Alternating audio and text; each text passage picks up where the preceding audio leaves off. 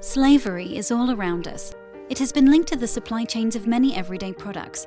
A company's supply chain includes vendors who supply raw materials, factories who convert the materials into products, warehouses that store and distribute to retail stores, and the retailers who eventually sell the product to us, the consumers. Everything from shoes to cell phones, chocolate bars to cotton shirts have been linked to slave labor. Many beloved consumer brands share the dark secret of slave labor, often deep in their supply chains. Many of the largest chocolate companies in the world source cocoa from West Africa, where there are cases of child labor and forced labor. Modern slavery is connected to products such as crisps, ice cream, and lipstick through palm oil. Over 3.5 million people work in the palm oil industry. Some are promised high-paying work in another country, only to find themselves forced to work to repay a debt. Others are exploited in palm oil plantations within their own country. It's in much of the clothing we wear. Cotton is in 40% of all textiles and is known to have people enslaved at every stage, from germination, harvesting, spinning, to manufacturing the clothes. One of the largest exporters of cotton is Uzbekistan. Adults and children have been forced by the government to pick cotton under coercion or threat each year. Even doctors and teachers are forced out of work under threat of penalty, often the payment of a fine.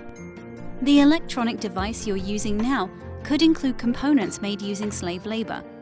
A 2014 report found as many as 1 in 3 foreign workers in Malaysia's electronics sector were working under conditions of forced labor. Coltan is a mineral present in almost all electronic devices. 80% of the world's supply comes from the Democratic Republic of Congo. In some illegal mines, people are forced to work generating profit for rebel groups, and these minerals eventually find their way into the legitimate products. Profit from these minerals is spent on weapons and ammunition. This is why they're called conflict minerals. Forced labor is big business, with profits estimated at $150 billion, or around £125 billion. However, there is hope.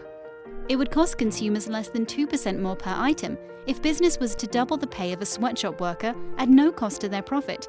A study showed that consumers would be willing to pay up to 15% more for slavery-free clothing.